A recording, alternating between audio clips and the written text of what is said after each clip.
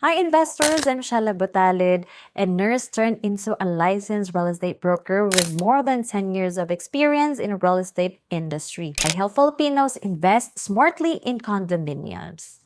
Alright, so ito yung tanong natin. Condo or apartment, alin ba talaga ang mas smart choice? The answer is, depende yan sa goal mo. Pero ito, bakit pinipili ng mas maraming investors ang condo? Number one is the location. So usually, malapit siya sa malls, offices, or transportation hubs, kaya mas madali siyang iparent.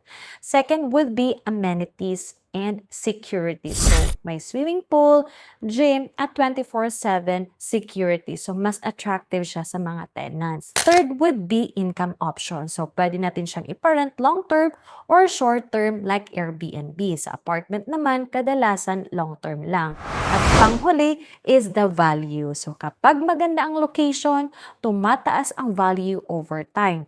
Hindi masama mag-invest sa apartment, pero kung ang goal mo ay convenience, income, at long-term value, condo is often the smarter choice. So follow this page for simple real estate tips bago ka mag-invest.